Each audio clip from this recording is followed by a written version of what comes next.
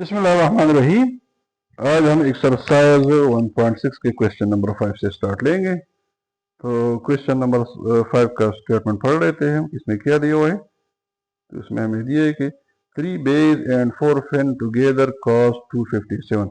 यानी हमारे पास अगर ये 3 बैग हो और 4 पेन्स की कीमत कितनी बन रही है? 257 बन रही है। और जबकि हमारे पास अगर 4 बैग हो और 3 पेन हम ले रहे हैं तो इनकी कीमत हमारे पास हो 324 बन रही। तो हमने कॉस्ट निकालना है एक बैग का, यानी एक बैग की भी कॉस्ट कितना होगा और 10 पिनों की वैल्यू कितनी होगी। तो चलो इसको हम सपोज करते हैं। हम बैग को नाम दे देते हैं एक्स का और जो हमारे पास पेन है उसको हम नाम दे देते हैं वाई का। अब इक्वेशन के स्टेटमेंट के मुताबिक जब हम ले रहे हैं 3 बैग, यानी 3 बैग 3x और 4 पेन जब ले रहे 4y को जब हम ले रहे तो हमारे पास इसकी वैल्यू कितनी 257 आ रही है ना। तो ये हमारे पास इक्वेशन एक हो गया। यहाँ पे हमने इक्वेशन एक को यहाँ पे लिख लिया है। 3 बैग और 4 पेनों की हमारे पास वैल्यू ये आ रही है। अब दूसरी पोजीशन में हमारे पास क्या है कि अगर हमारे पास उसमें ये इस दूसरी पोजीशन में हमारे पास सब बैग कितने हैं? 4 है ना। मीन 4 बैग तो 4x हो जाएंगे और पेन हमारे पास 3 है तो 3y हो जाएंगे। उसकी वैल्यू कितनी आ रही है? 324 आ रही है। ये हमें कंडीशन दिया हुआ है 324। ठीक है, तो ये वाला इक्वेशन दूसरा भी हमने यहाँ पे लिख लिया। तो इस तरह इक्वेशन के स्टेटमेंट से हमारे पास ये दो इक्वेशन आ गए हैं, इक्वेशन फर्स्ट और इक्वेशन सेकंड। इन इक्वेशन को हम सबसे पहले A x is equal to B form में लिखेंगे। अब कैसे लिखेंगे? आसान सा तरीका है। बी को एज इट इज हम 257 और इसको हम नीचे मैट्रिक्स फॉर्म में लिख लेंगे। तो यहाँ पे हमने मैट्रिक्स फॉर्म में लिखा और ये बी के बराबर है। और x को हम ये जो इसके वेरिएबल x और y है इसको हम नीचे उतार के इस फॉर्म में लिख लेंगे। और ये जो a है ये असल में ये जो x और y के कोएफिशिएंट है हम इनको नीचे उतार के लिख लेते हैं। जैसे हमारे पास x के कोएफिशिएंट को हम यहाँ पे लिखेंगे और y के कोएफिशिएंट को हम यहाँ पे लिखेंगे। तो हमने एज इट इज किया है कि x वाले कोएफिशिएंट हमारे पास क्योंकि 3 और 4 है ना, तो 3 और 4 नीचे इधर हमने लिखे हुए। इस तरह y के कोएफिशिएंट हमारे पास 4 और 3 है, 4 3 हमने नीचे इधर लिखे हुए हैं। अब आगे बढ़ते हमारे पास ये ऊपर वाली equation A x is equal to B के फॉर्म में आ गया है। अब चूंकि हमें ये x चाहिए ना, तो एक इस इक्वेशन को हम यूं लिख सकते हैं x is equal to A inverse into B. ठीक है, अब हम क्या करेंगे कि हमारे पास इस इक्वेशन में b मालूम है। अब हम ए इनवर्स मालूम करेंगे। तो ए इनवर्स के लिए इस a को हम दोबारा कंसिडर करेंगे जो कि हमने इस इक्वेशन में निकाला हुआ है। सबसे पहले इस ए का हम डिटर्मिनेंट निकालेंगे। तो डिटर्मिनेंट जो फार्मूला है हमारे पास ए डी माइनस बी से होता है ना। तो इस ए में ए डी हमारे पास 3 इंटू 3 है, 3 इंटू 3 फिर माइनस का सिंबल आता है, उसमें से माइनस करते हैं हम बी सी को। बी से हमारे पास 4 इंटू 4 है, 4 इंटू 4 हमने माइनस किया, हमारे पास रिजल्ट क्या है? -7। यानी इसका डिटर्मिनेंट हमारे पास -7 आया। इसको हम आगे सॉल्व कर सकते हैं, इसका इनवर्स निकाल सकते हैं, लेकिन उसके लिए हमें एडजॉइंट चाहिए। तो सबसे पहले हम इसका ए का एडजॉइंट निकालेंगे। तो एडजॉइंट हमने इसी ए से निकाला है। कैसे निकाले? इस 3 और 3 को हम पोजीशन चेंज करते हैं, क्योंकि दोनों एक जैसे तो इससे कोई फर्क नहीं पड़ रहा है। ठीक है, और बाकी जो दो 4 और 4 है ये दोनों प्लस है, इनको हम माइनस कर देंगे और एज इट इज पोजीशन में लिख लेंगे। तो 4 और 4 को हमने अपनी पोजीशन पे लिखा है और इसको प्लस से हमने माइनस बना लिया है। तो ये हमारे पास ए का डिटर्मिनेंट भी आ गया, एडजॉइंट भी आ गया। अब हम आराम से इनवर्स इसका निकाल सकते हैं। तो इनवर्स हमने इधर निकाला हुआ है, क्योंकि इनवर्स बराबर होते हैं डिटर्मिनेंट और एडजॉइंट की मल्टीप्लिकेशन के। तो यहाँ पे हमने दोनों को मल्टीप्लाई किया है। ये हमारे पास ए का डिटर्मिनेंट है और ये हमारे पास इसका एडजॉइंट हमने नीचे यहाँ उतार दिया है। फिर हमने इन दोनों को मल्टीप्लाई किया है, इसको हमने चारों के साथ मल्टीप्लाई किया बारी बारी। तो सबसे पहले जब 3 के साथ मल्टीप्लाई, इसके साथ मल्टीप्लाई किया हमारे पास ये है, इसके साथ मल्टीप्लाई किया है तो हमारे पास ये है, इसके साथ मल्टीप्लाई किया हमारे पास ये है, और 3 के साथ मल्टीप्लाई करें तो हमारे पास ये रिजल्ट आया। फिर हमने इसको मजीद जब सिंप्लीफाई किया है, तो चूंकि इसके साथ माइनस है तो माइनस के साथ -3 और 7 आ जाएगा। ये ऊपर नीचे माइनस है तो ये दोनों कैंसिल हो जाएंगे, हमारे पास +4 और 7 आ जाएगा। ये भी ऊपर नीचे माइनस से कैंसिल हो जाएंगे तो ये भी हमारे पास 4 और 7 आ जाएगा। ये एक दफा माइनस है तो ये हमारे पास -3 और 7 आ जाएगा। तो हमारे पास ये रिजल्ट ए इनवर्स का आ गया है।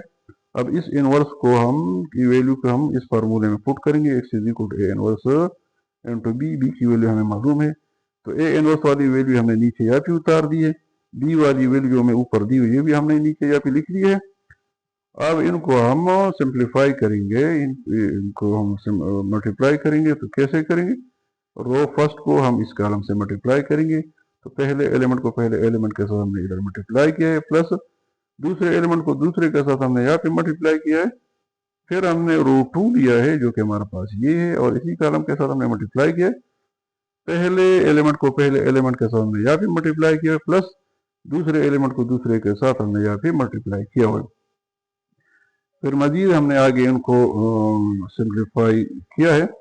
257 को 3 से मल्टीप्लाई करेंगे तो 771 आएगा माइनस के सिंबल के साथ, और इस तरह 324 को 4 के साथ मल्टीप्लाई करेंगे तो 1296 आएगा। डिनोमिनेटर में ये 7 अपनी जगह पे आ जाएगा।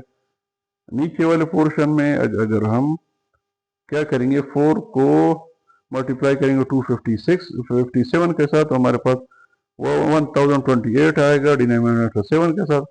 इस तरह 324 को अगर हम 3 से मल्टीप्लाई करेंगे तो हमारे पास 972 आएगा, डिनोमिनेटर 7 अपनी जगह पे आ गया, और माइनस का सिंबल साथ में आ गया क्योंकि माइनस साथ में मल्टीप्लाई हो रहा है। अब इसको आगे हम सिंप्लीफाई करेंगे तो चूंकि हमारे पास इधर ऊपर इधर भी 7 डिनोमिनेटर है, इधर भी 7 डिनोमिनेटर है, तो एक इसमें से हम कॉमन ले लेंगे और इन दोनों को आपस में हम सॉल्व कर लेंगे। 1296 में से 771 हम माइनस करेंगे तो हमारे पास 525 आ जाएगा। सर नीचे वाला पोर्शन में चूंकि दोनों डिनोमिनेटर 7 है ना, तो इसमें से भी हम एक 7 ले लेंगे और इन दोनों को हम आपस में सॉल्व करेंगे। 1028 से हम 972 माइनस करेंगे तो हमारे पास 56 रिजल्ट आ जाएगा। अब इसको मजीद जब हम सिंप्लीफाई करेंगे, इसको हम इस पर डिवाइड करेंगे तो हमारे पास 75 आ जाएगा, और 56 को 7 पे डिवाइड करेंगे हमारे पास रिजल्ट 8 आ जाएगा। तो इसकी हमारे पास वैल्यू किस चीज़ की आ गई? एक्स की आ गई है, और एक्स हमारे पास बराबर है किस चीज़ के है? एक्स और वाई के, ये इसके बराबर है ना, तो इसका मतलब है कि ये इसके भी बराबर हो गया। तो इसका क्या मतलब हो गया कि हमारे पास एक्स की वैल्यू 75 आ गई, वाई की वैल्यू हमारे पास 8 आ गई। क्या मतलब हुआ कि एक बे की वैल्यू हमारे पास 75 आ गई है, और एक पेन की हमारे पास वैल्यू 8 आ गई है। ठीक है ना। अब चूंकि हमें क्या निकालने, एक बेग की हमें वैल्यू चाहिए जो कि हमने निकाल ली है 75। अब हमें 10 पेनों की वैल्यू चाहिए ना, तो 10 पेनों का मतलब है कि एक पेन की कीमत चूंकि वाई है और 10 पेनों की हमें चाहिए, तो उसको 10 से मल्टीप्लाई करेंगे। तो इसका मतलब है कि 10 को हम 8 से मल्टीप्लाई करेंगे तो हमारे पास रिजल्ट क्या आएगा? 8 ही आएगा। तो इस तरह हमारे पास एक बेग की कीमत 75 होगी और 10 पेनों की कीमत हमारे पास 8 ही आ गई है। ठीक है। अब आगे बढ़ते हैं क्वेश्चन नंबर 6 की तरफ। क्वेश्चन नंबर 6 में हमें जो स्टेटमेंट दी हुई उसको जरा पढ़ रहे थे कि if twice the son age and year is added to the father age then the son is 70। कह रहे कि अगर बच्चे की उम्र के दुगना को वालिद साहब की उम्र के साथ प्लस किया जाए तो उसका रिजल्ट 70 आता है। और दूसरे केस में अगर if the father age is added to the son age the son is 95, अगर वालिद के एज को दुगना करके बच्चे की उम्र के साथ ऐड किया तो उसका रिजल्ट हमारे पास 95 आता है। तो इसकी मदद से आपने उनकी उम्रें मालूम करनी है। तो मिसाल के तौर पे हम कंसिडर करते हैं कि वालिद साहब की उम्र x है और बच्चे की उम्र y है। ठीक है। तो पहले कंडीशन में वो क्या बता रहा है कि जैसे हमारे पास वालिद की उम्र x है ना, और उसमें कह रहे कि बच्चे की उम्र का दुगना, तो बच्चे की उम्र का चूंकि y है उसका दुगना 2y हो जाएगा ना। वो कह रहे अगर आपस में हम ऐड करेंगे तो उसका रिजल्ट क्या आता है? 70 आता है ना। तो ये हमारे पास एक इक्वेशन हो गई, ये एक इक्वेशन हमने यहाँ पे लिख ली है। और दूसरी इक्वेशन में क्या बता रहे हैं कि वालिद की उम्र का दुगना, क्योंकि वालिद का उम्र हमारे पास x है ना, तो उसका दुगना 2x हो जाएगा। उसको अगर बेटे की उम्र के साथ, बेटे की उम्र हमारे पास y है, तो उसके साथ अगर ऐड किए तो उसका रिजल्ट हमारे पास 95 आ जाता है। तो यहाँ पे हम दूसरा इक्वेशन भी हमने यहाँ पे लिखा हुआ है। ठीक है। अब दो इक्वेशन हमारे पास आ गई है, क्रेमर रूल की मदद से हम एक्स और वाई की वैल्यू निकाल सकते हैं। तो सबसे पहले इसी डेटा की मदद से हम डी लिखेंगे। डी कैसे लिखेंगे? ये एक्स वाले जो एक्सपोनेंट है और वाई वाले एक्सपोनेंट हम इसको मैट्रिक्स फॉर्म में लिख लेंगे। तो चूंकि हमारे पास एक्स वाले एक्सपोनेंट 1/2 है ना, तो 1/2 हमने नीचे यहाँ पे लिखे हुए। इस तरह वाई वाले एक्सपोनेंट हमारे पास 2 और 1 है, तो 2 1 हमने यहाँ पे लिखा हुआ है। तो इस तरह डी हमारे पास ये आ गया है। अब इस डी का हम क्या करेंगे? इसका हम डिटर्मिनेंट निकालेंगे। तो फार्मूला है हमारे पास A D minus B C. A D इसमें 1/1 है ना, 1/1 हमने लिख दिया, माइनस बी सी इसमें 2 × 2 है, तो 2 × 2 हमने यहाँ पे लिख लिया। तो इसका डिटर्मिनेंट हमारे पास रिजल्ट क्या आ रहा है? -3 आ रहा है ना, सिंप्लीफाई होने के बाद।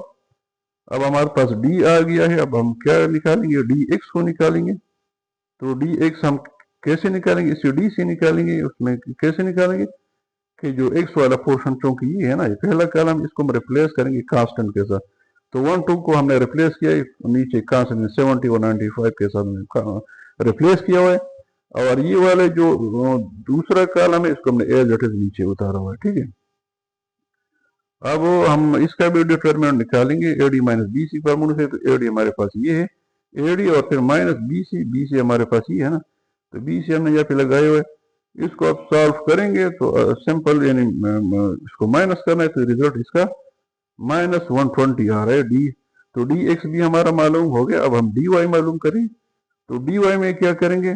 डी वाई में हम जो दूसरा कॉलम है उसको रिप्लेस करेंगे कांस्टेंट से। ठीक है, तो जैसे हमारे पास ये पहला कॉलम को हम एज इट इज उतारेंगे, क्योंकि ये एक्स वाले है ना, और वाई वाले 2 × वाई 1 है, इसको हम रिप्लेस करेंगे 70 × 95 से, ये हमने रिप्लेस किए हुए। ठीक है, अब इसका भी हम डिटरमिनेंट निकालेंगे A D minus B C फार्मूले से। तो ए डी हमारे पास ये है 195 माइनस बी सी हमारे पास 270। तो इसका हमारे पास रिजल्ट नीचे क्या आ रहा है? -45 आ रहा है। तो अब सारी चीजें हमारे पास आ गई है। डी का भी रिजल्ट आ गया है, डी एक्स का भी आ गया है, डी वाई का भी आ गया है। तो अब एक्स वाई निकाल सकते हैं। कैसे निकालेंगे? एक्स का हमारे पास formula x is equal to D x over D. तो डी एक्स की वैल्यू हमने -120 निकाल लिया था, और डी की वैल्यू -3 हमने निकाल लिया था। तो रिजल्ट हमारे पास माइनस और माइनस कैंसिल हो जाएंगे ना आपस में। तो रिजल्ट हमारे पास एक्स का 40 आ रहा है। इस तरह वाई को हमने नीचे निकाला हुआ है, वाई हमारे पास चूंकि बराबर होता है डी वाई और डी के। तो डी वाई हमने माइनस, ये देखो निकाला हुआ है, वैल्यू -45, और डी की वैल्यू हमने -3 पुट कर ली। तो रिजल्ट हमारे पास ये माइनस और माइनस कैंसिल हो जाएंगे ना, और ये रिजल्ट हमारे पास 15 आ रहे हैं। तो क्या मतलब हुआ कि जो वालिद की उम्र है वो कितनी हमारे पास आ रही है? 40 आ रही है, और जो बच्चे की उम्र है वो 15 साल आ रही है। तो इसके साथ ही आज का लेक्चर हमारा ख़त्म हो जाता है, और एक्सरसाइज 1.6 भी ख़त्म हो जाते हैं। तो इंशाल्लाह अगली वीडियो में रिव्यू एक्सरसाइज के साथ हाजिर होंगे। अगर वीडियो अच्छी लगी हो तो सब्सक्राइब ज़रूर कर ले, ताकि आने वाली वीडियो आपको आसानी से मिल सके और आपको फ़ायदा हो सके। वस्सलाम।